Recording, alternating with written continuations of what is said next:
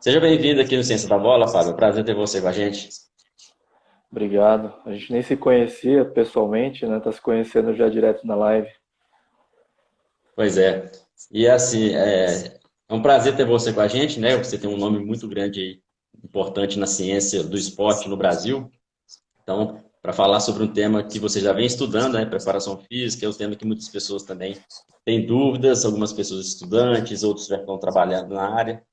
Então, esse bate-papo vai ser legal. Bom, para a gente iniciar esse bate-papo de hoje, queria que você falasse de uma forma breve aí um pouco do seu trabalho que você desenvolve, tanto aí na Universidade da Paraíba, quanto outros projetos.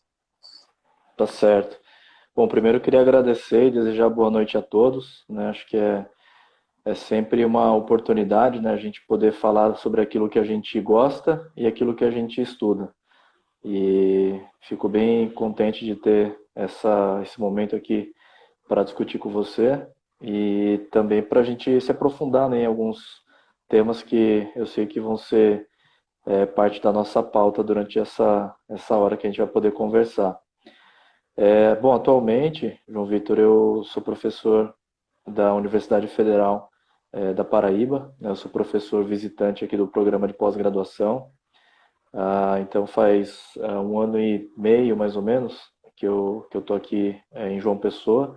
É uma cidade excelente, a universidade também é muito boa, excelentes colegas de trabalho, muita qualidade também discente, né? Então é um local que eu tenho conseguido pouco a pouco estabelecer, né, as condições para realizar, para além da docência, né, também a pesquisa em vários esportes coletivos, né, mas principalmente no futebol, né? A gente tem dentro do nosso grupo de trabalho outros professores, né, inclusive também de universidades federais de Pernambuco, né? A gente está geograficamente aqui bastante próximo a Recife, então eu vou bastante a Recife, inclusive para trabalhar junto com eles.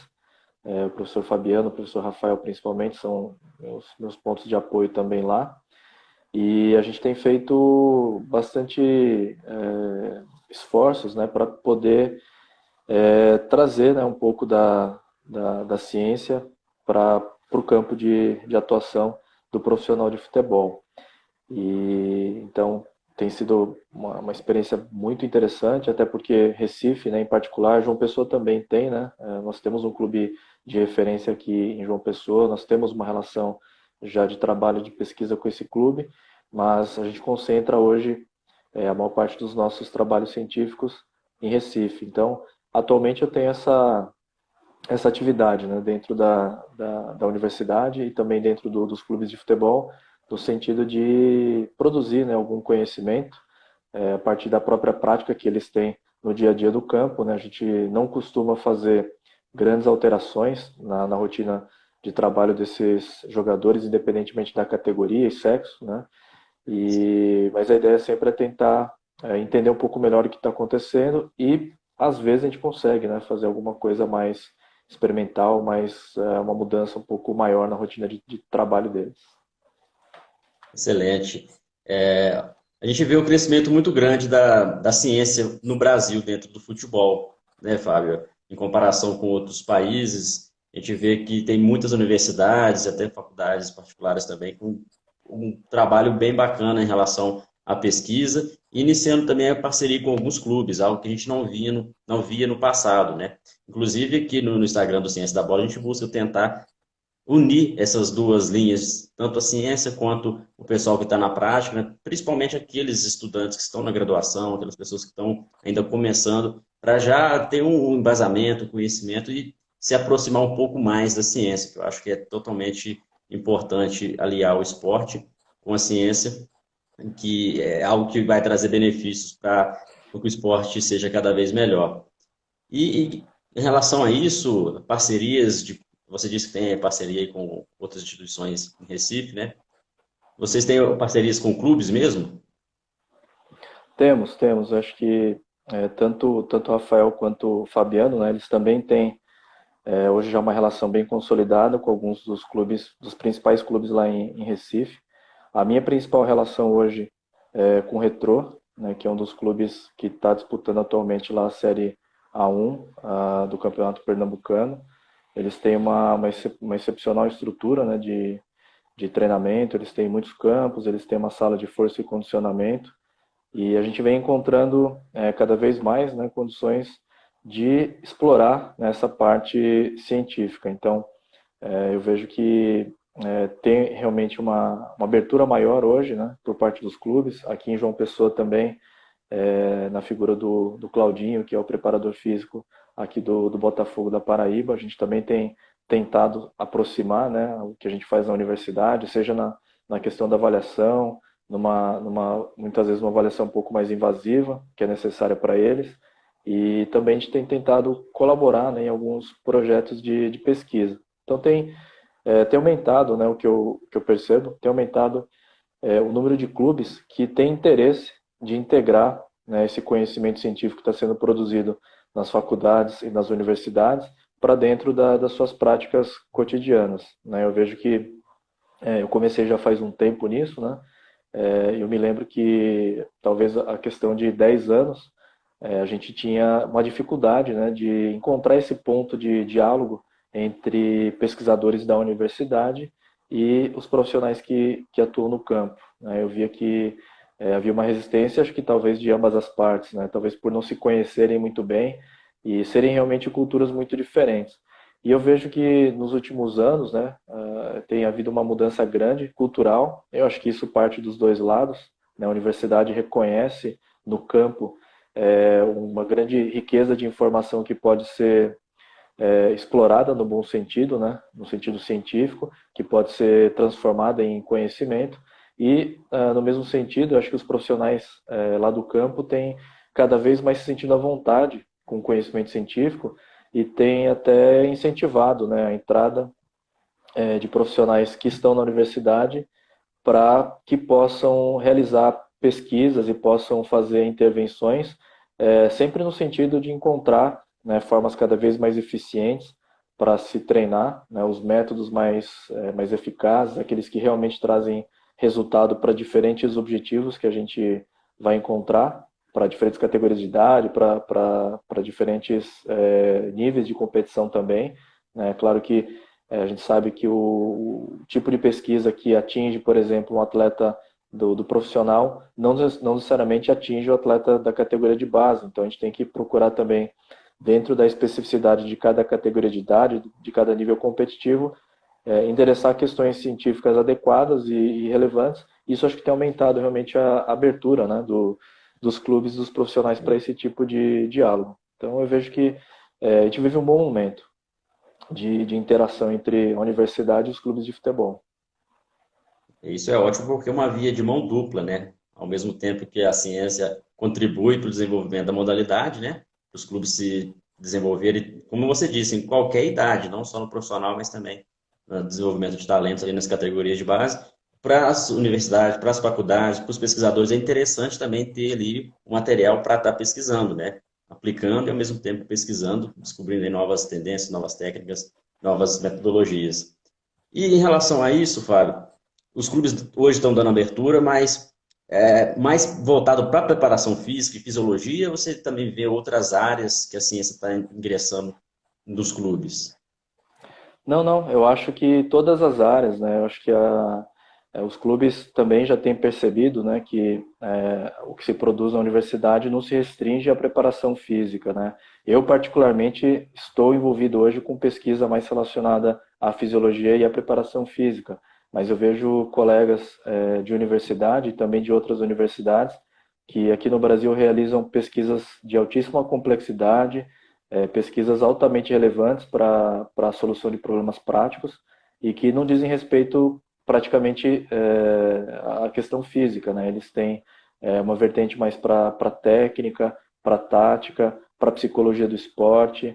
Eu acho que até a sociologia do esporte, né? A gente tem pesquisa hoje desde o nível mais microscópico até o nível mais macroscópico dentro do futebol. Eu acho que a tentativa da universidade hoje, né, dos pesquisadores compreender a modalidade é realmente levando em consideração a sua complexidade, né? Então, eu acho que não é só na questão de melhorar a força, melhorar a velocidade, melhorar a endurance. Eu acho que hoje tem muitos recursos, né, que têm sido utilizados. Eu sei que você tem origem numa dessas universidades que tem contribuído bastante, né, a Federal de Viçosa tem contribuído bastante para a compreensão mesmo de aspectos que estão mais relacionados com a inteligência do jogo que o Sim. atleta possui e não necessariamente na sua prestação física, né? E muitas vezes quando o atleta ele tem uma boa capacidade técnica, ele tem uma capacidade boa de tomar decisão, ele precisa menos, né, da questão física. Então acho que reconhecer os limites, né, do que cada um de nós faz é importante. Eu acho que o futebol não se reduz à questão física, muito pelo contrário, acho que o físico, eu tenho dito, né, é 20, 25% no máximo do desempenho na modalidade. Tem outros aspectos, né, mais importantes do que a questão física dentro do futebol, e eu vejo que cada vez mais tem gente com muita competência, né, investindo em pesquisa de qualidade mesmo, tanto no Brasil quanto fora do Brasil. A gente pode citar outros países de referência, né, a Inglaterra tem muita pesquisa boa na área do futebol, a Espanha, Portugal, a Austrália tem até feito alguma coisa interessante com o soccer, apesar do futebol deles ser um pouco diferente, né? O futebol deles é mais parecido com o rugby, mas eu vejo que tem um interesse cada vez maior no soccer, né? Então acho que até pelo fato de ser talvez o esporte mais praticado e ter a competição mais assistida do mundo, né? Acho que tem muita gente hoje dedicando muito da sua pesquisa em diferentes áreas para compreender a complexidade do futebol. Excelente. Antes da gente entrar no próximo assunto, Fábio, mais específico da preparação física, né? A gente ficar dentro aqui desse assunto da ciência, com algumas questões sobre publicações, porque a gente vê muitas publicações científicas em revistas com fator de impacto alto sendo publicadas na língua inglesa, né? E o que dificulta muito a linguagem para quem está iniciando os estudos, né? A gente sabe que o Brasil, muitas pessoas ainda têm dificuldade em relação à língua estrangeira. Isso às vezes restringe o acesso a muitas pessoas. E, assim, é interessante com que pesquisadores também, além de aproximar dos clubes, também aproxime daqueles que querem ingressar no mercado do futebol, para eles já estarem mais preparados, né? Aqueles que estão se preparando.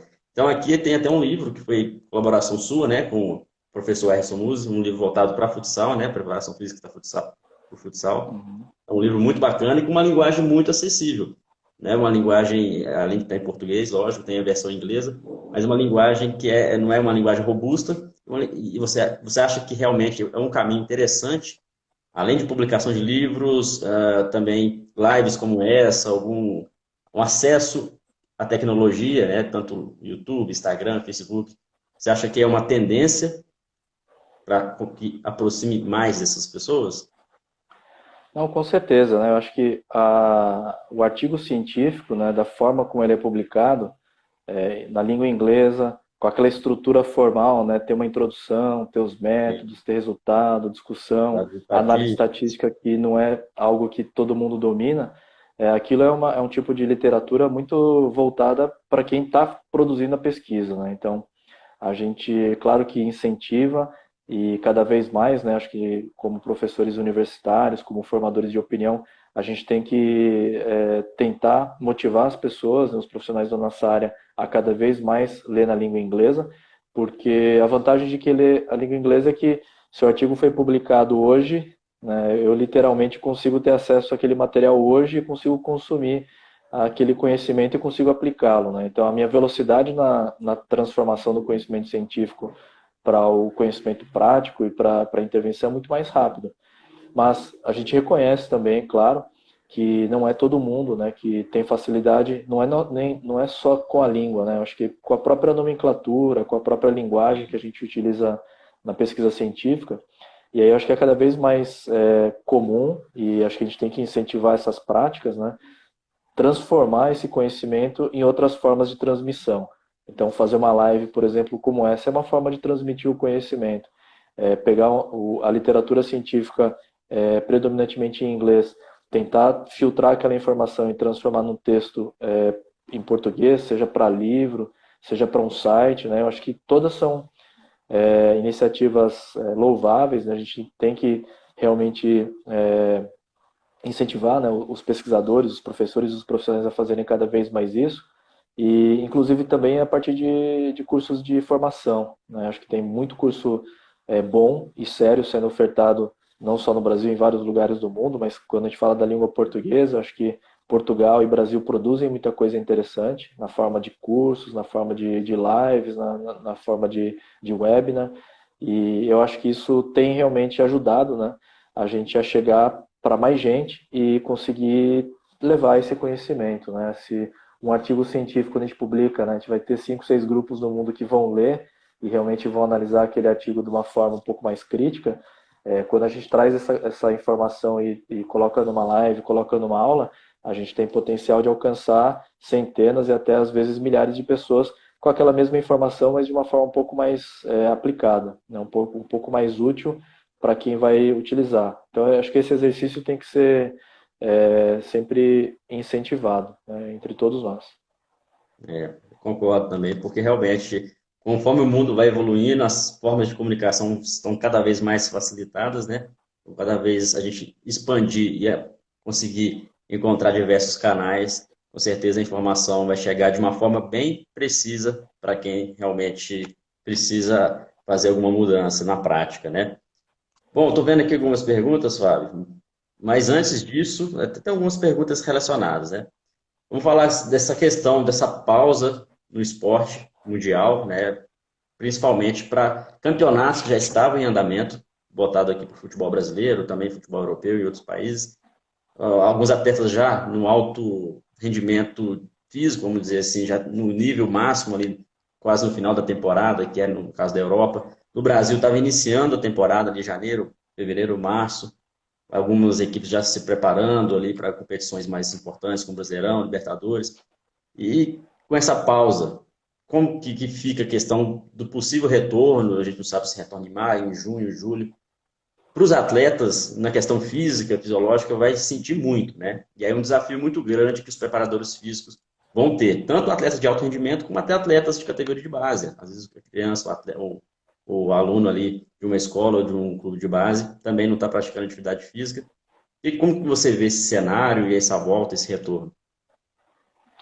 Primeiro que essa é uma situação sem precedentes, né? A gente nunca teve uma pandemia com essas proporções que obrigasse, né, as competições esportivas a serem todas suspensas, né? Até Jogos Olímpicos, né? Eu acredito que na história dos Jogos Olímpicos, por questão de uma pandemia, a gente nunca teve realmente o cancelamento ou adiamento dos Jogos. A gente nem sabe ainda se vai ter no ano que vem os Jogos Olímpicos, né?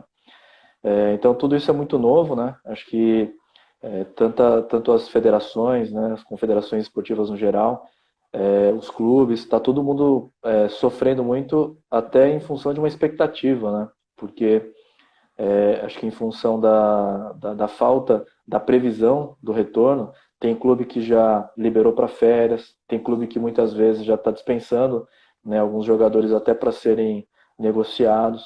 Então acho que o que está acontecendo agora é muito heterogêneo, né? Acho que os clubes com maior poder financeiro, os clubes que têm maior organização, estão conseguindo ainda manter uma rotina entre os seus atletas, né? Acho que eu acredito que a maior parte dos clubes tenham já passado por um período, estão passando por um período curto de férias, mas uma grande parte deles também já estão em treinamento, né? Agora, claro que essa preparação ela fica bastante prejudicada, porque o atleta ele fica confinado em espaço muito reduzido, né? Praticamente a casa dele, quando muito um quintal, né? E aí ele tem que ter não só o suporte do seu preparador físico, né? Mas também a própria vontade de treinar, porque a gente sabe que tem jogador que quando está no seu centro de treinamento, quando está com seus companheiros, quando tem a comissão técnica, ele treina absurdamente, ele é um leão de treino, né?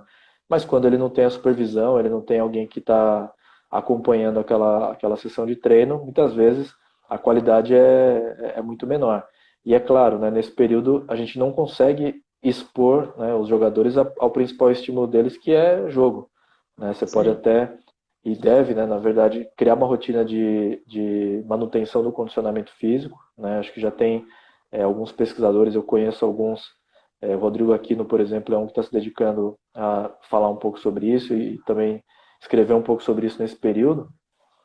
Tá todo mundo tentando criar rotinas para os seus atletas permanecerem ativos, né? Então, em espaços pequenos e com mínima carga, ou praticamente nenhuma carga externa, só com carga corporal, ainda é possível manter um pouco da função neuromuscular, é possível fazer alguns exercícios que mantêm, né, a potência, a velocidade, mas eu acho que onde há o maior prejuízo mesmo, nesse momento, é a questão da falta da interação, né, que é natural, porque é um jogo coletivo, né, então você tem que estar sempre com seus companheiros de equipe, tem que ter muita prática, né, seja jogos reduzidos, seja amistoso, seja um treino mais técnico. Então, eu acho que essa parte está realmente ficando bastante prejudicada, né? Eu diria que pelo tempo que a gente está parado já, a questão física, claro que já teve alguma interferência, não tem como manter a capacidade física, então se você não tem um espaço grande para correr, você não consegue manter alto, né, o seu nível de condicionamento cardiorrespiratório. Então, aos poucos, os atletas estão tendo realmente uma regressão e um destreinamento. Eu acho que o crítico mesmo em tudo isso é a imprevisibilidade, né? A gente ouve bastante conversa de bastidor, né? Tem clubes já apostando que já no mês que vem já vai ter o início das atividades. Tem gente que está de férias, então o problema hoje é a imprevisibilidade.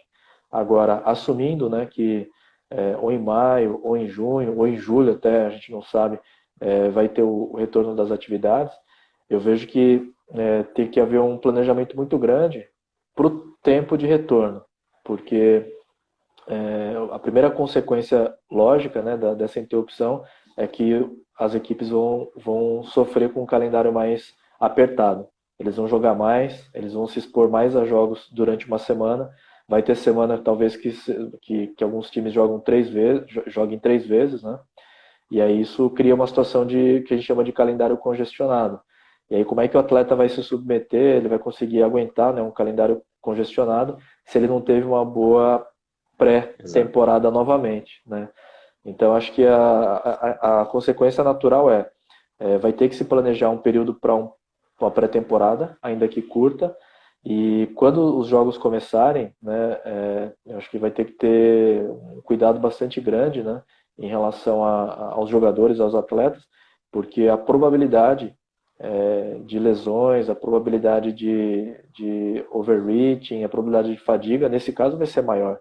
Isso não tenho dúvida, né? Talvez a gente vai observar no retorno, infelizmente, né, um nível maior, uma incidência maior de lesões do que normalmente a gente registra em anos que o campeonato corre regularmente. E até com esse retorno, alguns calendários vão ter que ser, alguns campeonatos vão ter que ajustar até a forma de disputa, né? Alguns campeonatos estão cogitando isso justamente para atender, não só no profissional, mas também na base, porque realmente é algo que nunca aconteceu, é imprevisível.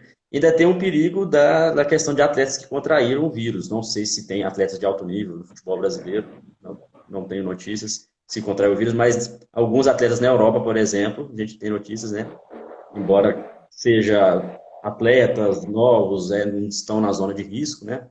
Mas mesmo assim, a possibilidade de ele ter algum prejuízo devido a alguma sequela em relação a ter a contrair esse vírus ou não? Acho que tudo depende da severidade da manifestação, né, da doença. A gente tá acompanhando diariamente, né, as notícias que saem e alguma publicação científica até da área médica, né, para saber o que está acontecendo e como é que a gente lida com a situação. E o que está claro é que tem atletas, né, que já devem ter contraído e passaram por isso sem saber que Sem contraíram saber. porque são assintomáticos. Então eu vejo que para o assintomático praticamente o prejuízo é zero, porque ele não teve nenhum efeito sobre a sua fisiologia, ele não teve nenhum efeito sobre os seus hábitos e se ele está fisicamente ativo, ele está treinando e muitas vezes ele contraiu e não sabe mesmo. A gente sabe que um percentual muito grande, né, de pessoas não só atletas são assintomáticos. Então, nesse caso, acho que o prejuízo é bastante reduzido. E hoje mesmo eu estava ouvindo, né, o talvez ex-futuro ou futuro ex-ministro, né, da saúde, ele estava se pronunciando hoje e ele falou uma coisa que é um fato, né? Tem pacientes que ficam em tratamento por mais de um mês e dada a severidade com que a doença se manifesta. Então, acho que tudo depende da severidade, porque um atleta que A gente espera que não aconteça, mas a probabilidade de acontecer hoje é grande, né? A população de atletas é muito grande, de jogadores de futebol também. Então, se a gente tiver casos, né, de jogadores que, porventura, contraem a doença e desenvolvam um quadro mais severo, que ele demore 30, 35 dias para se recuperar em tratamento intensivo, esse atleta, inevitavelmente, ele vai ter uma perda grande, né, física. A condição física praticamente dele vai retornar a níveis de um indivíduo quase sedentário, né? Agora, é claro que sendo atleta, e se ele não tiver sequelas, né, da doença, porque a gente sabe também que algumas pessoas vão ter, né, sequelas, principalmente da função pulmonar, mas se for assumindo que uma pessoa vai se tornar novamente saudável depois desse período, mesmo que seja longo, é claro que ela vai precisar de mais tempo, né, esse atleta vai precisar de mais tempo para se recondicionar, mas ele vai conseguir alcançar um nível físico, um nível técnico que ele mantinha antes da doença, né? Então, eu acho que tudo, como a gente falou, né, depende do quão severas são as manifestações que esse atleta vai ter numa possível contaminação pela Covid-19. Excelente, excelente explicação. Isso, assim, é uma dúvida que muitas pessoas têm, né? E realmente, falando, você como um professor bem qualificado e pesquisador, dá um pouco mais de segurança aí para quem está estudando. Bom, a gente vai para a segunda parte aqui do nosso bate-papo, até atendendo a pergunta de algumas pessoas, que é mais para falar da preparação física, da fisiologia, não do momento atual, mas os métodos de trabalho, né? Algumas abordagens que são utilizadas. Uma pergunta aqui Uhum. do professor Santiago Iverson, vou deixar ela fixada aqui para todo mundo visualizar. Ele pede para a gente, agradeço a pergunta aí, o Santiago.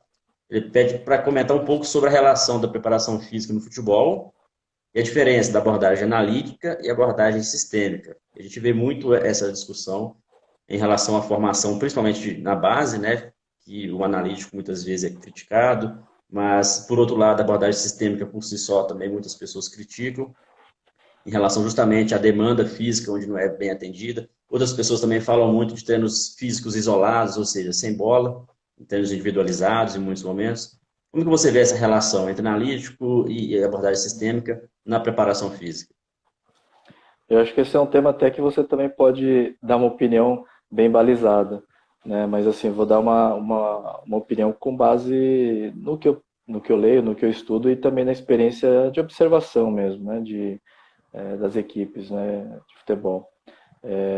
Eu acho que fazer essa dicotomia, né, muito radical, significa que o clube realmente pende só para um lado e não faz nada do outro, ou vice-versa, né? Mas eu acho que a maior parte dos clubes hoje tenta combinar diferentes métodos de treinamento, né? Eu acho que, particularmente na preparação física, né, existem sim formas de se integrar os exercícios e os conteúdos, né, de uma boa preparação física no futebol a uma situação de jogo. Não é tão simples, né? Então eu acho que muitas vezes, até por uma questão metodológica mesmo, porque o profissional que trabalha, né, com a preparação física é diferente do que trabalha com questões mais técnicas. Em algumas circunstâncias, em algumas situações, é bastante comum, e eu não acho que haja nenhum problema nisso, né, em fazer uma abordagem mais analítica, ou seja, para alguns conteúdos de treinamento e para desenvolver algumas capacidades, principalmente as físicas, né, existem situações em que é possível realmente fazer aquilo de forma isolada, né? Agora, eu sei que é, existe uma tentativa, né, dentro do futebol moderno, eu acho que isso tem que ser feito mesmo, de tentar cada vez mais integrar a necessidade, né, de você condicionar numa mesma sessão a parte física, mas também desenvolver toda a competência técnica e tática que o jogador precisa ter. E até porque a gente não pode expor hoje o jogador a tantas sessões de treinamento assim, né? A gente está vendo que tem havido uma tentativa de reduzir um pouco, né, a exposição do jogador a treinamento, até porque ele joga muito, né? E o jogo é um melhor exemplo, né, de que você não consegue dividir muito o que é físico e aquilo que é técnico-tático. Então, acho que todas as abordagens são válidas, né? Particularmente, como alguém que trabalha com preparação física, eu vejo, às vezes, necessidade de algumas metodologias serem complementadas com alguma coisa um pouco mais específica para a questão física. Mas eu não acho que, como eu falei já no começo, isso seja prioritário, né? Eu acho que tem que se encontrar um equilíbrio de acordo com a ideia de jogo, né, que a comissão técnica tem. Perfeito. O modelo de jogo da comissão técnica, principalmente do treinador, é que manda muito em relação a como vai ser estimulado o treinamento físico, né? Quais fibras ser estimulados em relação aí à intensidade. Depende muito como a equipe joga também. Algumas equipes que marcam muito em cima, equipes que têm atleta. Depende das características dos atletas, atletas de velocidade, atletas às vezes que não têm tanta velocidade, e o estilo de jogo do treinador.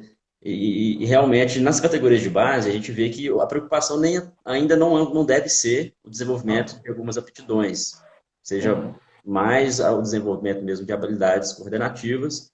E com isso, é interessante sim utilizar tanto a abordagem sistêmica, e além de desenvolver as habilidades coordenativas do jogo, ele vai desenvolver também capacidades cognitivas, que é algo que é essencial para o desenvolvimento do atleta desde as categorias menores.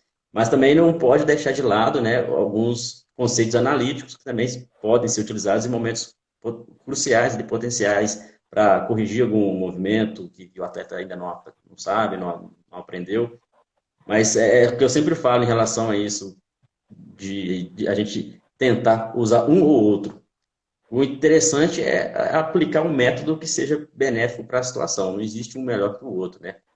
E quando a gente Uhum. pensa de futebol profissional, até muitas pessoas comentam que praticamente atletas de alto nível, todos já têm um nível de preparação física, ou quase todos, muito similar, né? E o que mais deve ser trabalhado, ou que pelo menos se busca, né, além de potencializar algumas valências onde eles têm, possam ter uma característica melhor, mas prevenção de lesões também. Então, eu acho que o trabalho de fisioterapeuta, da fisiologia, da preparação física, hoje em dia eu vejo com mais próximo nesse sentido.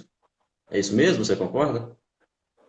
Concordo, né? Tanto é que também muito recentemente, né, tem havido um crescimento muito grande de preparadores físicos que treinam de forma Eu individual imagino. os jogadores.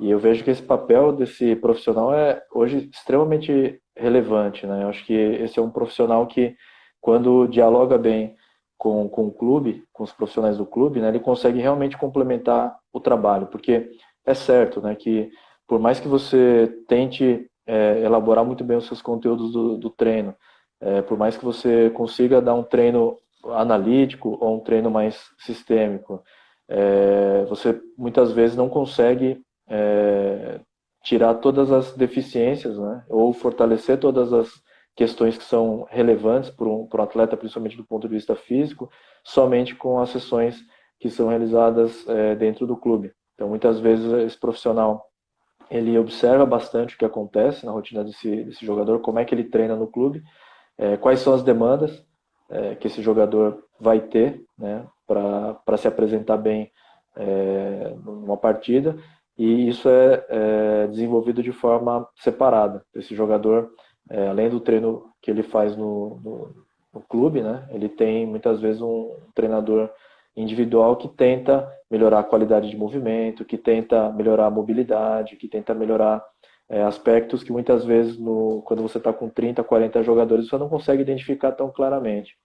Então acho que essa necessidade de uma atenção, né, bastante individual para as necessidades está se tornando cada vez mais premente no futebol moderno, né, que a gente sempre considera o nosso momento moderno, mas eu acho que no futebol moderno tem essa mudança até de profissional, né, que atende o jogador de futebol. É até interessante você tocar nesse assunto de futebol moderno, que hoje a gente traz essa denominação, esse conceito, né? Por razão da velocidade com que o jogo é jogado. Tanto Uhum. fisicamente como também cognitivamente, atletas tomam decisões muito rápidas, né? E nesse sentido, a gente viu uma evolução, que foi uma evolução muito grande também da preparação física aplicada ao futebol. A gente pegar jogos da década de 80, assistir um jogo da década aqui dos anos 2010 em diante, a gente vê uma diferença muito grande ali na preparação física também. Os Uhum. preparadores físicos evoluíram muito, a ciência contribuiu muito, Você acha que daqui, um prognóstico aí, daqui 20 anos, 10, 20 anos, será que o futebol ficar cada vez mais rápido ainda em relação às habilidades físicas? Eu acho que não, porque é mais ou menos a história da corrida de 100 metros, né? Acho que muita gente começou a se perguntar quando surgiu o Bolt se haveria ainda uma evolução muito grande das marcas depois dele, porque ele realmente, né, se você observar a curva de evolução das marcas, ele foi um outlier, ele foi alguém que baixou as marcas em valores que não tinham sido subtraídos anteriormente, né? Então, se você olhar a curva da prova de 100 metros, ela vem reduzindo o tempo e em algum momento ele causa uma mudança nas marcas que foi muito substancial. E eu acho que a gente já está chegando muito próximo, né, em diversas modalidades, daquilo que é a máxima expressão física para aquela situação. Então, fazendo um paralelo, né, eu não acho que nos 100 metros prova rasa a gente vai ter grandes alterações na marca atual, porque eu acho que o ser humano já alcançou mais ou menos o seu patamar máximo de desempenho e velocidade. A gente não diria isso há 30 anos. Acho que o esporte evoluiu bastante nos últimos 30 anos, mas hoje a gente pode dizer que para algumas modalidades isso já está estacionando. Particularmente no futebol, tem um estudo muito interessante de um grupo da Inglaterra. Eles fizeram um acompanhamento de 7 temporadas da Premier League e observaram que durante essas 7 temporadas, se eu não me engano, é lá por 2007 até 2013, alguma coisa assim, tá? Foram várias janelas. O número de sprints dos jogadores foi aumentando. A velocidade dos sprints também foi aumentando um pouco. E hoje a gente sabe que o atleta que joga na Premier League realmente é um atleta, né? Porque ele tem uma condição física, a maior parte deles tem uma condição física muito invejável. Mas eu acho que a gente já está chegando no momento do platô na questão física. Eu acho que qualquer evolução que vai ocorrer no futebol daqui por diante, ele não se dá na questão física. Eu acho que hoje o preparador físico tem uma tarefa muito relevante dentro do clube, que é realmente tornar o jogador um atleta. Ele tem que ter condições físicas para suportar e para desempenhar bem aquilo que tecnicamente ele tem que realizar durante o jogo. Mas eu não vejo mais, a partir de agora, né? Pode ser que daqui a 30 anos alguém volte e fale, foi uma bobagem que foi dita há muitos anos atrás, mas eu acho que a gente já está chegando num ponto em que a condição física não tem mais como evoluir. O jogo não tem como ficar mais veloz do que ele é hoje, né? Eu acho que qualquer alteração vai ter que ser de outra natureza. Até aqui o Carlos Farias, um abraço aí, sempre acompanhando a gente, ele fala que talvez as mudanças nas regras do futebol, né? Talvez, assim, a gente já vê também algumas tendências em relação à inclusão da tecnologia no jogo e se as regras mudarem no sentido de mais alterações, enfim, talvez isso pode, assim, acelerar o jogo, mas não acelerar a velocidade individual do atleta, na verdade, Uhum. né? Então, o atleta ele vai continuar percorrendo a mesma velocidade, é, dentro do seu limite biológico, né? Uhum.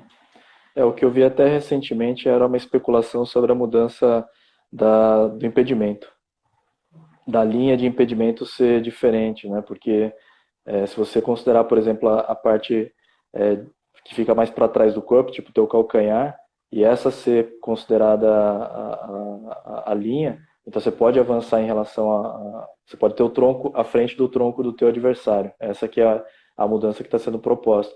Isso por si só já muda bastante. Talvez não a intensidade média do jogo, mas se você observar na microestrutura física do jogo, você vai observar mais acelerações e mais sprints, porque vai haver a tentativa de furar, né, as defesas dessa forma, ou seja, você trabalhar um pouco diferente com a linha de impedimento. Então, acho que assim, você tem razão.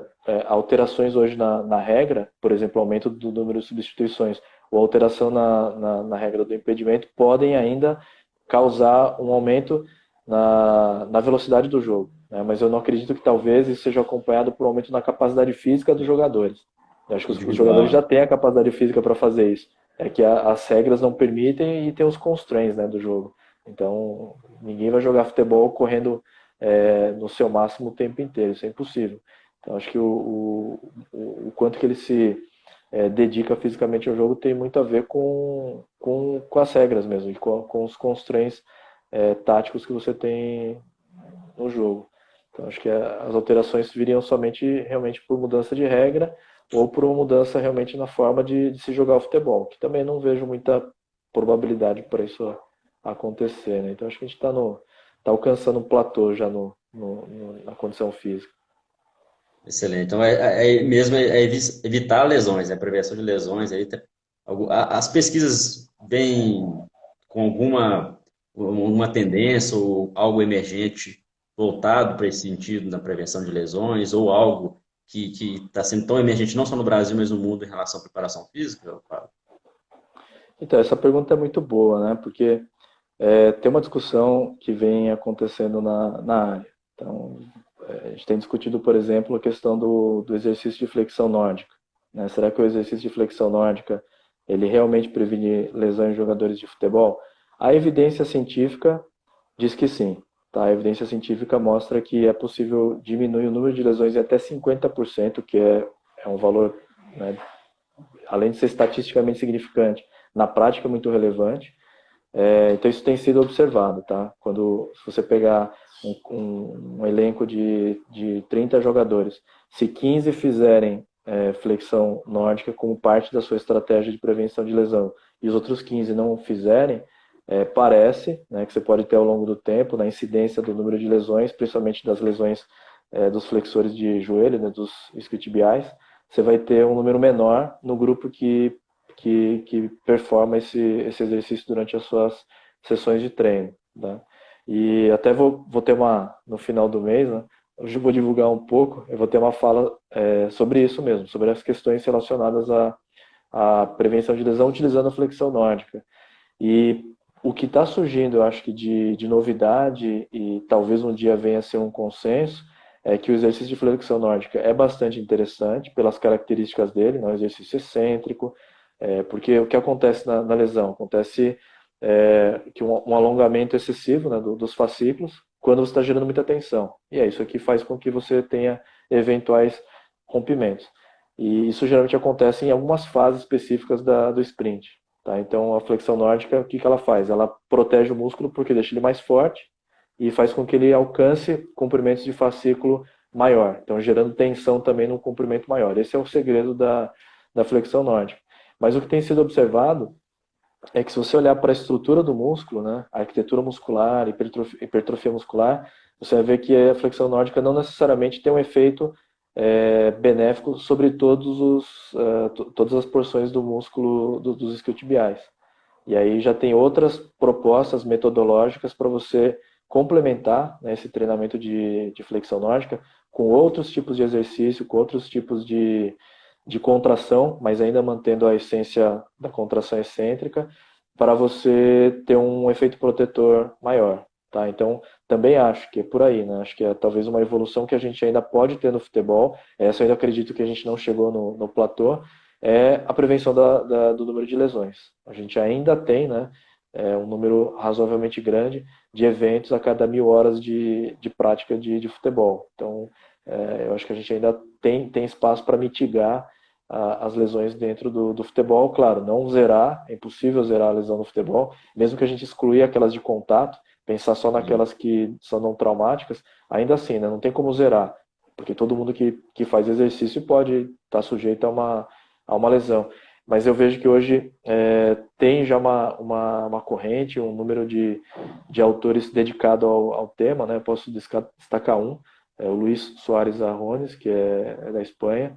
Ele tem um estudo aí que eu estou colaborando que ele conseguiu resultados um pouco melhores já do que esse 50% de redução de número de lesões, que já é muito grande, utilizando algumas estratégias que são complementares à flexão nórdica. Só não posso comentar porque ele não publicou o artigo ainda, ele está em fase final de preparação, mas eu acho que ainda tem espaço para essa questão aí de prevenir.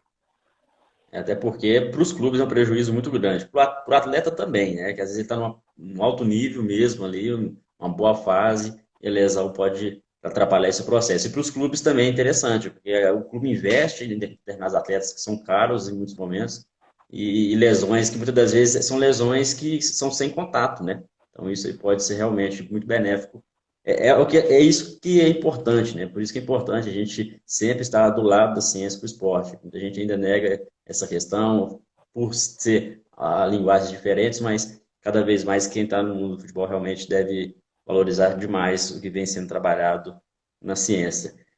Bom, para a gente fechar essa parte voltada para o jogo, né? A gente falou de lesões, falou sobre mudança de regras, algo que já perguntaram aqui no Ciência da Bola, e acredito que você também já deve ter ouvido isso bastante, que estava em evidência antes dessa pandemia, que é sobre o VAR, o rendimento dos atletas durante o jogo, se o VAR poderia atrapalhar, né, muitas pausas, tem jogos que o VAR para o jogo 4, 5 vezes, e se isso poderia Uhum. atrapalhar tanto a parte ali de aquecimento do atleta, e esse retorno poderia, de repente, atrapalhar um desaquecimento, enfim, isso pode ocasionar algum prejuízo para o atleta de futebol? Eu acho que fisicamente não, né? Porque como o VAR tem imposto, né, alguns intervalos de recuperação forçados, né, obviamente pela necessidade de fazer a revisão do lance, mas como ele tem imposto alguns minutos, né, de uma recuperação que é passiva, né, a tendência do jogador é se recuperar durante esse período e não há tempo para desaquecimento. Então, fisicamente, eu não vejo grande prejuízo. Eu acho que o maior prejuízo hoje da utilização do VAR, né? Eu sei que isso ainda vai ser discutido por um bom tempo, né? Se vai se continuar fazendo a revisão dos lances da forma como está sendo feita, talvez seja até a perda da emoção do jogo, né? Eu Sim. vejo que os locutores, por exemplo, né? Quem está lá narrando o jogo fica louco com o VAR, porque às vezes o cara não consegue nem gritar o gol por causa da interrupção para a revisão do lance, né? E antigamente, essas situações que muitas vezes davam vantagem para quem não tinha feito mesmo o gol, tornava o futebol mais emocionante, a gente não pode negar isso. Agora, claro, né, acho que essa é uma tentativa de tornar o jogo e o resultado mais justo, né? Acho que a gente tem que considerar essa possibilidade, mas talvez tem que repensar formas, né, de fazer essa revisão com menos interrupções, porque fisicamente não é um problema. Eu acho que o maior problema é psicológico, né? O jogador ele tem aquela expectativa do resultado, se vai ser gol, se não vai ser gol, e quando não é gol, ele ficou lá 3 minutos muitas vezes esperando.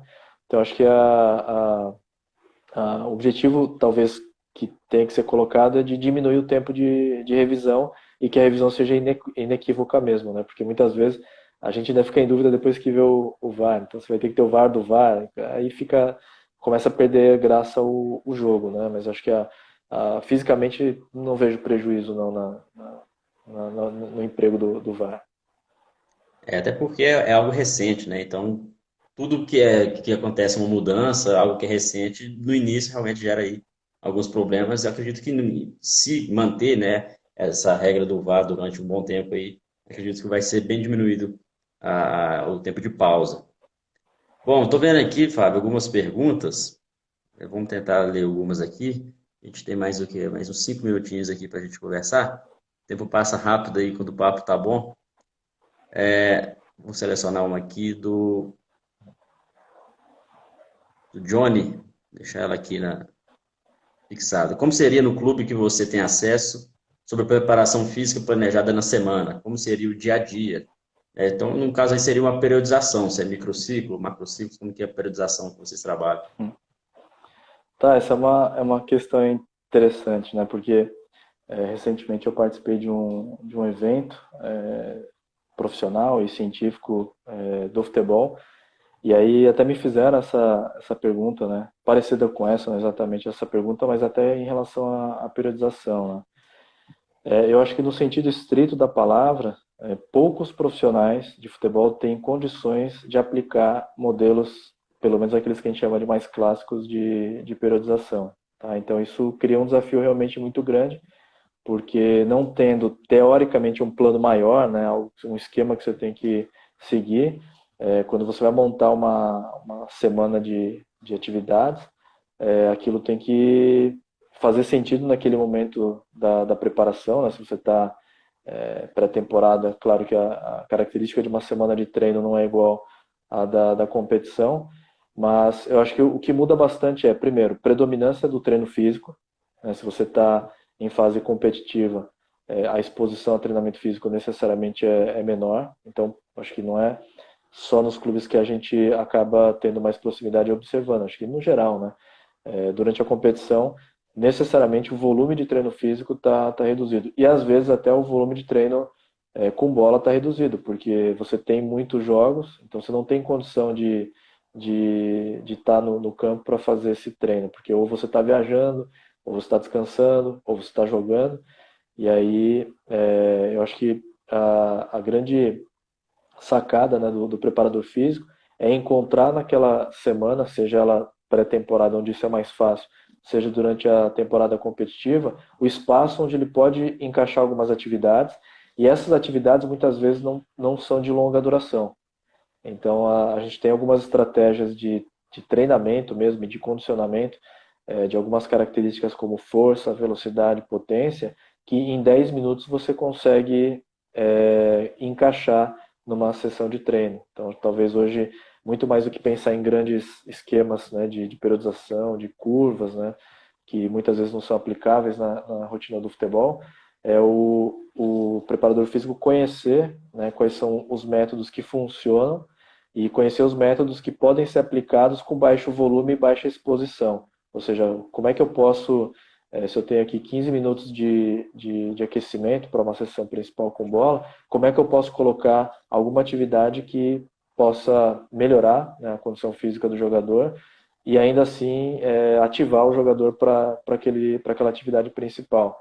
Então, acho que não tem muita regra e não tem muito segredo nisso, né? Eu acho que o principal é conhecer muito bem os métodos, conhecer muito bem os exercícios, conhecer muito bem os efeitos que cada um deles tem e conhecer aquilo que não funciona. O que eu vejo ainda no futebol, acho que antigamente era mais, mas a gente às vezes observa ainda, é que muitas vezes são empregados métodos que têm eficácia, têm efetividade questionável. Então, às vezes, você acaba perdendo tempo de atividade, de treino que você poderia utilizar um treino mais assertivo, e às vezes você perde realmente com uma atividade que não cabe tão bem. Tá? Então, eu acho que o preparador físico, só para terminar, né, ele tem que ter um bom conhecimento realmente dos exercícios que ele sabe que funcionam, que a literatura suporta, que na experiência prática dele dá certo, e saber em que momento empregar de acordo com a necessidade que aquele atleta ou aquela equipe vai ter. Não tem um padrão, né? O padrão certo. Ó, esse aqui é o melhor método, a melhor periodização e cabe o preparador físico ter o conhecimento a ponto dele selecionar e ver, ó, isso aqui para mim funciona, isso aqui para mim não funciona, né?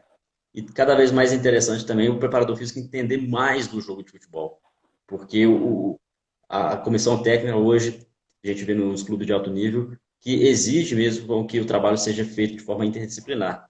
Então, realmente, tem que estar próximo, o professor, o treinador tem que estar muito próximo ali do preparador físico e vice-versa, para que isso possa ser bem planejado, né? E essa relação de jogos, se quarta, domingo, realmente dificulta muito uma periodização no calendário brasileiro. A gente vê que o calendário Uhum. europeu em muitos países tem aí um período mais espaçoso, aí, talvez permitindo tanto a recuperação, né, quanto o tempo Uhum. também de treinamento. Bom, Fábio, a gente está aqui faltando 3 minutos para fechar a live. E tem várias perguntas aqui, tá vendo um público legal aí, mais de 80 pessoas acompanhando. Depende de você. Se a live fechar aqui, a gente pode iniciar uma outra rapidinho aí para a gente finalizar e atender o Pode, pessoal. pode. Claro, não tem problema nenhum. Se Tranquilo. quiser interromper já essa, a gente começa outra. Na hora que o Instagram colocar aqui para mim 1 minuto, eu te falo, a gente inicia uma próxima. Então, enquanto isso Tranquilo. aqui, enquanto no teste, tem mais uma pergunta aqui sobre a caixa de areia, que é algo que muita gente comenta, né, a respeito do treinamento na caixa de areia. Pergunta do Anderson Alexandre, se esse treinamento faz algo de positivo, traz algo de positivo para os atletas ou não? Olha, por exemplo, sou totalmente favorável no período, principalmente de pré-temporada até, que os jogadores realizem até sprints na areia, né? Eu moro em João Pessoa, então tem bastante espaço aqui para fazer esse tipo de treinamento. E eu acho que é um treinamento que é interessante, principalmente no início do condicionamento desse jogador, porque na areia a tua velocidade naturalmente é menor. E aí, sendo a velocidade menor, mesmo quando você sprinta e faz ações máximas, a tua velocidade absoluta é menor. E sendo menor, a probabilidade de você ter um evento como uma lesão, daquelas que eu mencionei aqui durante a nossa conversa, vai ser menor também. Então eu vejo que muitas vezes a estratégia de treinamento na areia é para reduzir o impacto, é para reduzir a própria velocidade, mas ao mesmo tempo é para induzir um tipo de carga que a gente não consegue no campo. Então na areia, para quem tem um pouco de experiência de fazer sprint na areia, sabe que afunda bastante, então você tem que fazer muita força vertical para sair da areia, coisa que você não faz no terreno mais rígido, né? Você faz uma força mais horizontal. Então a orientação do vetor de força muda, o tamanho desse vetor de força muda, e a gente sabe que variabilidade é algo importante no treinamento. Então, impor esse tipo de variabilidade ajuda a condicionar o seu jogador. Mas partindo aí do princípio da especificidade do treinamento, você acha que porque o atleta ele não vai ter ali o mesmo tipo de terreno de jogo, né? Então, se ter um treinamento no futebol, na caixa de areia com frequência, talvez pode interferir na dinâmica do campo. Para a questão de sprints e acelerações, é claro que não dá para seguir com esse treino durante o ano inteiro, né? Porque senão o padrão cinemático realmente é muito diferente, e aí você não vai ter talvez a mesma adaptação, né, para tiros de velocidade que você teria no campo de futebol. Mas existem estudos, né, científicos do grupo do Brian Dawson que mostram que fazer treinamento de velocidade na areia, pelo menos em curtos períodos, né, ele tem o mesmo efeito de aumento da velocidade do que o treino feito no terreno da grama ou na quadra. Então, um prejuízo grande você não vai ter, desde que você não sustente esse treinamento na areia por muito tempo. Tá? Então, a sugestão é que esse treino realmente seja incorporado lá no início, né, da pré-temporada, quando, para preservar até o sistema musculoesquelético do seu jogador, você leva ele para a areia para ter menos impacto, menos estresse mecânico nas articulações, então ele vai ter mais estímulo de treino, mas vai sentir menos dor muscular. Eu acho que é uma estratégia importante. E tem um grande pesquisador também da nossa área, o nome dele é Impelizeri. Ele fez um estudo já há muitos anos, saiu numa das melhores revistas da nossa área, mostrando que até o treino pliométrico realizado na areia tem boa transferência para a corrida e para o salto na grama. Tá? Então, parece sim que é um treino interessante, né? Eu já vi, esse ano mesmo, acho que eu vi na TV, né, alguns grandes clubes de futebol treinando, né, em terreno com areia, com espaço grande em areia, fazendo circuito, fazendo acelerações, correndo lateralmente. Então são treinos que, assim, mal não vai fazer, e talvez no sentido de preservar, né, o atleta para que ele não tenha tanta sobrecarga mecânica. Eu acho que é uma estratégia válida e uma estratégia interessante para alguns momentos da preparação, sim. Excelente, excelente explicação. Isso deixa claro aí que muitas pessoas ainda condenam, né, o treinamento na caixa de areia, mas na verdade a gente deve condenar não é a aplicação ali, mas talvez a aplicação de forma errada, né? Muitas vezes alguns preparadores físicos que não aplicam o treinamento, seja na caixa de areia ou outro tipo de treinamento, aplicam por aplicar sem entender ali a essência, sem entender o objetivo principal, né? Então, de repente, a crítica vai mais nesse sentido. Uma pergunta interessante aqui, voltado para o futebol amador, no caso aqui, futebol universitário, do Felipe. Ele havia feito essa pergunta antes, sobre o processo físico em uma equipe de futebol universitário que treina 3 vezes por semana, né? Então, como são atletas amadores, o rendimento aí já é voltado para de outra forma.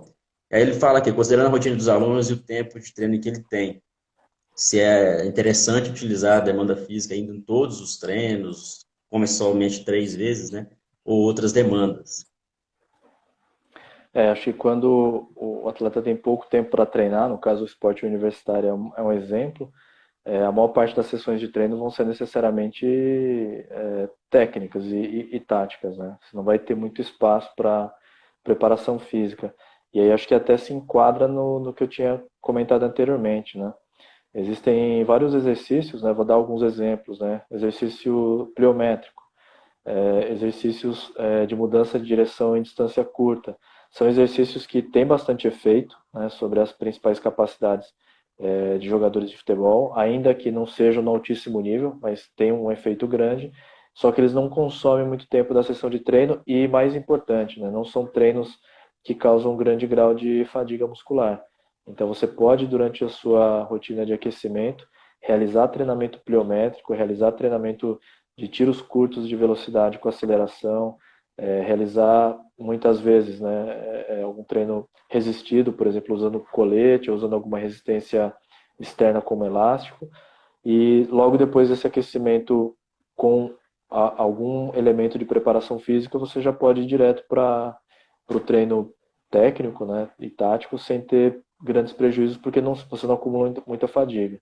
O problema desse tipo de situação que você tem pouco tempo para treinar é, por exemplo, colocar uma sessão de HIIT ou uma sessão de sit, né, que é os sprints intervalados, que são treinos muito láticos, muito cansativos, e aí você detona o seu jogador. Então, depois ele vai para a quadra ou para o campo, ele não vai desempenhar. Então acho que tem que ser bastante feliz na escolha do exercício que você vai colocar antes da tua sessão de treinamento. E geralmente antes, não depois, porque tem mais efeito antes do que depois. Perfeito. Vamos atender mais umas 2 ou 3 perguntas aqui, até para não tomar muito aí o seu tempo, né? A gente já havia combinado apenas 1 hora aí, mas o papo foi bom e o pessoal está participando bem legal aí. O Carlos está falando sobre o exercício nórdico, que você falou na live anterior. Quais as recomendações de uso durante a semana em relação ao volume, séries, duração? Tá, também não tem uma receita para isso, né? Mas assim, em média, né? Vou colocar realmente um valor médio. Um atleta que tem alguma proficiência no exercício, por que eu estou falando isso, né? Porque você pode ter alguém que não está acostumado com a flexão nórdica, né? Então um jogador que vai tentar fazer, ele começa a fazer a inclinação do tronco para frente e ele não consegue resistir muito, ele já solta o peso, tá? Então na flexão nórdica o ideal, quem é proficiente consegue ir fazendo a descida do tronco, né, em direção ao solo, consegue chegar muito próximo do solo para aí sim relaxar para poder fazer o retorno de forma até passiva, né? Ele não precisa fazer a contração no retorno. Então, quando o atleta é proficiente, séries aí, né, de 4 séries, muitas vezes no período de pré-temporada é mais do que suficiente, e o volume relativamente baixo por série. Então, 6 repetições, 8 repetições constituem, né, um volume de treinamento com flexão nórdica que a gente sabe que traz algum efeito. Agora, é claro, se o jogador é muito forte já, né, ele já tem bastante experiência com o exercício e tem uma força excêntrica muito grande, ele vai fazer com muita facilidade esses movimentos e esse treino vai acabar sendo feito de uma forma muito submáxima. A recomendação é a utilização de sobrecarga adicional. Então tem alguns trabalhos, inclusive por coincidência hoje eu estava preparando um material sobre um artigo científico com flexão nórdica, em que quando o atleta alcançava um certo nível de força, ou seja, ele tinha muita facilidade de chegar perto do solo e segurar a posição, você começa a colocar anilhas no peito dele para que ele consiga ter uma sobrecarga maior. E o inverso também, né? Se o atleta não tem tanta força, você pode utilizar um elástico aqui ao redor do tronco e auxiliá-lo na descida durante as primeiras semanas de treino. Aí ele vai ganhando força, ele vai ganhando hipertrofia. Então, aí, nesse caso, quando o atleta consegue realizar melhor o movimento, você pode tirar o elástico e futuramente você pode até colocar carga. Então, acho que a questão do volume, né, geralmente é baixo. O que tem que se talvez prestar mais atenção mesmo é a intensidade. A gente tem que pensar que tem que ter uma sobrecarga, tem que ter, às vezes, alguma sobrecarga de volume, né? Tem um trabalho do Bruno Baroni, que é brasileiro e publica bastante em revistas internacionais sobre isso, mostrando que um programa de treinamento em que você tem progressão do volume esse treinamento provoca maior alteração, né, nos equilíbrios musculares e também no tamanho no comprimento de fascículo, do que quando você faz um treinamento padrão, sempre a mesma coisa. Então é importante causar sobrecarga, seja volume, seja intensidade. Ótimo, excelente. Dentro aí de exercícios de musculação ou exercícios funcionais, tem uma pergunta aqui do Jos, o Josni Zagri. Ele fala o seguinte: musculação ou exercícios funcionais, qual agrega mais? Se pode ser feito antes do treino ou usar um dia só para esse tipo de treinamento no futebol? Os dois, né? Claro que quando você não tem tanto tempo para treinar, de acordo com a tua ideia de trabalho, você vai priorizar um em detrimento do outro. Mas eu acho que tanto o funcional quanto aquele exercício com sobrecarga, os dois vão ter diferentes efeitos, né, naquilo que a gente chama de curva força-velocidade. Os exercícios em que a sobrecarga externa é maior, eles vão sobrecarregar mais aquela parte da curva em que você gera mais força e a velocidade de contração é menor. E os exercícios, né, considerados mais funcionais e que possam ser realizados numa velocidade maior, eles também vão exigir muita força, mas eles vão exigir força numa porção da curva em que a velocidade é bastante alta. Então, eu acho que não tem realmente uma fórmula para isso, né? A gente tem que empregar diferentes formas de exercício. E até recentemente, né, tem havido uma discussão sobre levantamento olímpico, né, sobre movimentos de LPO para jogadores de futebol, né? Já me fizeram essa pergunta também. E a minha resposta vai na mesma linha, não sou nem contra nem a favor, né? Eles têm efeito comprovado, a literatura dá suporte, é, modificam, né, o perfil da curva força-velocidade e o atleta se torna mais coordenado e mais proficiente para alguns movimentos, que não são específicos para o futebol. Mas como o atleta não é só um jogador de futebol, né, ele tem que ter coordenação para vários movimentos. Eu não tenho nenhuma posição a LPO, mas também não sou hoje alguém que fala, não, sem LPO não tem como treinar um jogador de futebol. Eu acho que a gente tem que saber escolher que porção, né, da curva força-velocidade a gente quer modificar, de novo, de acordo com aquilo que a gente considera a deficiência do atleta. Então, necessariamente, eu tenho que traçar a curva força-velocidade. Talvez essa seja uma das dificuldades nos clubes hoje. Pouca gente faz, né, a curva força-velocidade a partir de teste padrão. Eu acho que isso é uma coisa que vai começar a crescer no futebol. Cada vez mais os profissionais vão utilizar os equipamentos, utilizar a tecnologia que é necessária para traçar esse perfil. Perfeito. Estou vendo aqui, Fábio, várias perguntas. Algumas o Fábio já respondeu na live anterior. Então, depois que a gente finalizar aqui, pessoal, depois vocês podem acompanhar. No YouTube também a gente vai deixar essa live em relação aqui à recuperação pós-pandemia, outras perguntas o Fábio já respondeu no início da outra live. Então, para a gente fechar, até para não tomar mais aí seu tempo, uma pergunta interessante aqui do Roca Carlos, que é sobre o controle de cargas de treinamento, né? O quanto que a tecnologia está auxiliando aí no controle de cargas, porque a gente vê que a tecnologia ajuda bastante em relação à análise de desempenho, seja tática, seja até mesmo a utilização de GPS nos jogos, né, que antes não era permitido, agora é permitido pela FIFA, né? E em tempo real, muitas vezes, a gente já consegue ter essa análise, tanto tática como outros controles também. E o que você pensa a respeito disso? Se tem alguma tendência ou algo emergente também que possa contribuir para melhorar o controle de cargas de treinamento no treino e também durante os jogos? Tá, legal. Eu tive oportunidade de falar hoje com o Carlos durante o dia. Ele é um profissional vivendo na Itália, então ele está já em plena madrugada assistindo essa live. E ele trabalha com alguns jogadores aí de altíssimo nível do futebol brasileiro e mundial.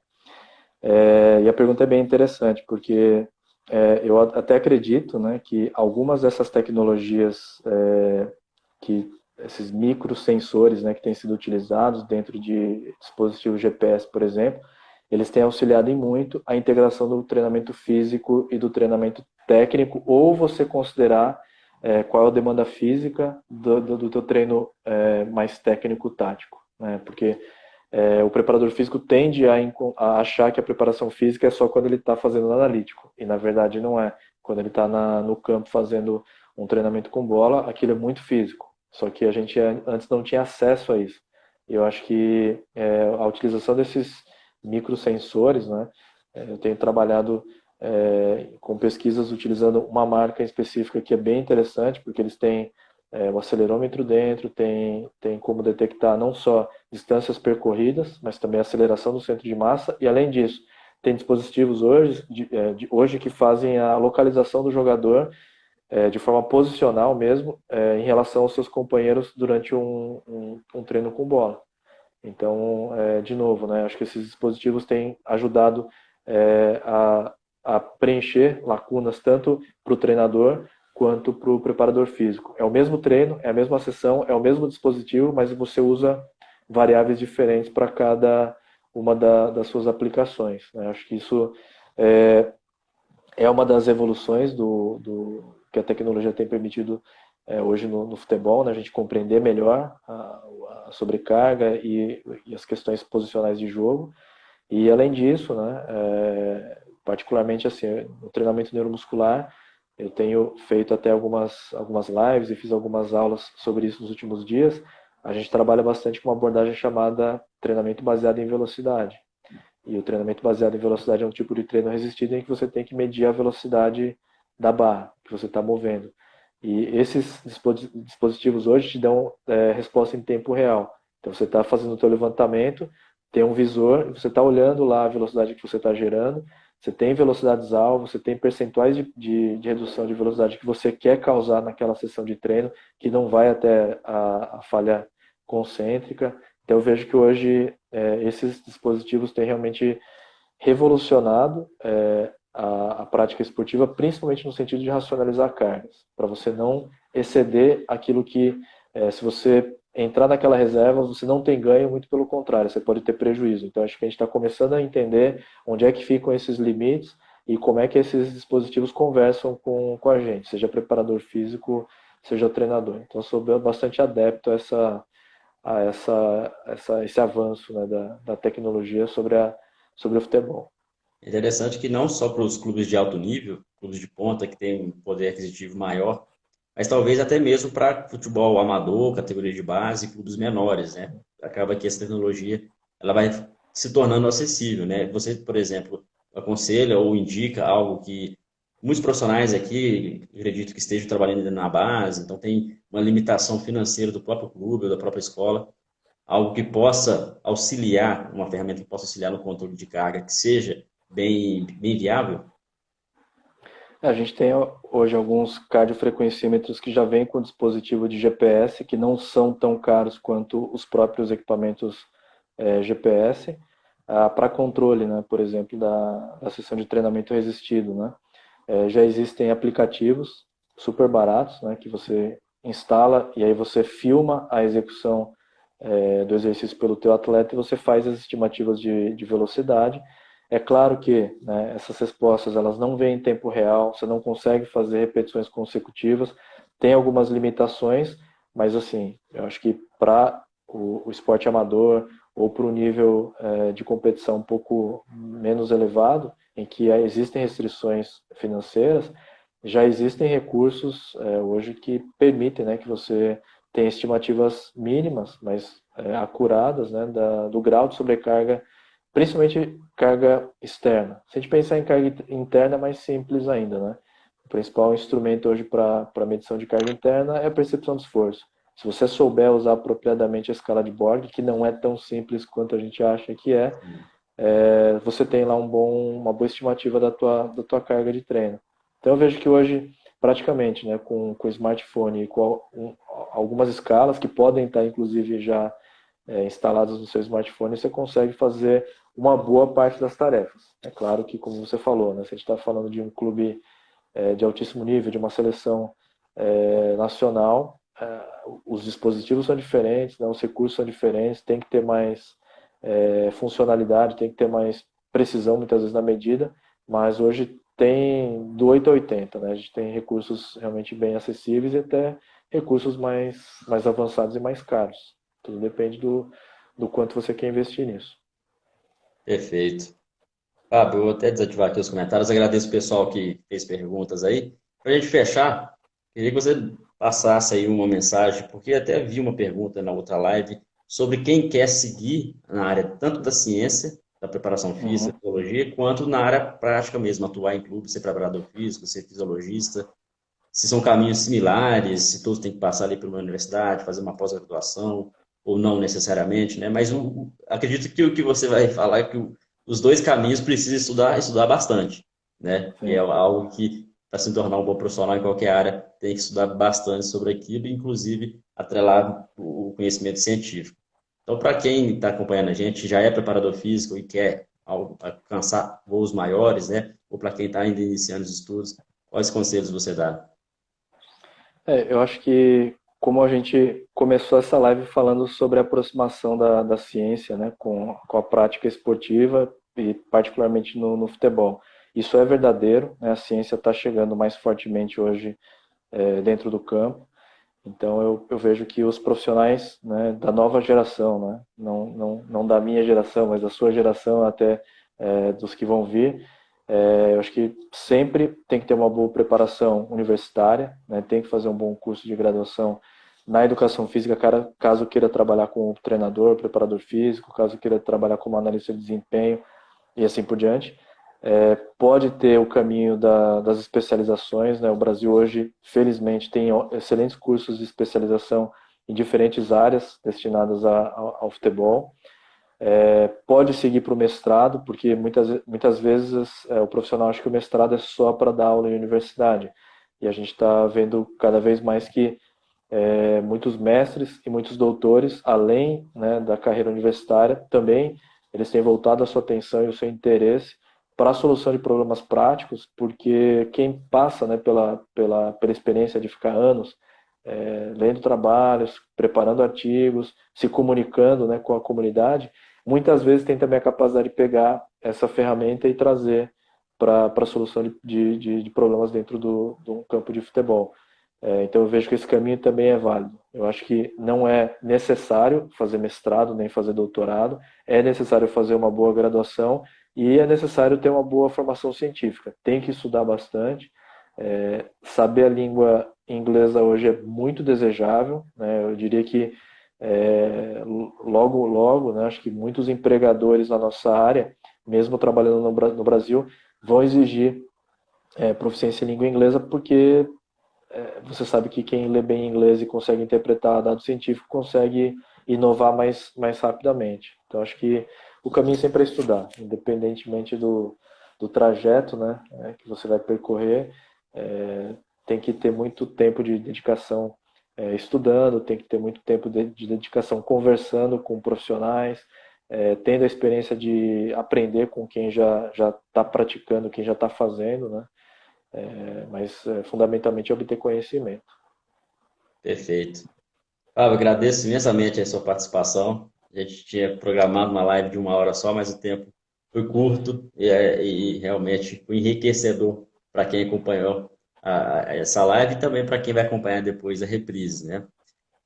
Para mim, assim, fico satisfeito de ter conversado com você, porque admiro muito, vejo muito seus artigos, né, suas publicações. Um cientista aqui no Brasil, assim, a gente vê que você é um dos que levanta a bandeira para a ciência, está sempre publicando, levando o nome do Brasil também para outros locais, né, outras publicações em outros países, né. Não é o meu forte, a área de preparação física, né, mas aprendi muito com esse bate-papo de hoje aqui e tenho certeza que não vai ser a última live. A gente pode continuar mantendo contatos aí e em breve realizar novas lives. Agradeço imensamente mesmo a sua participação.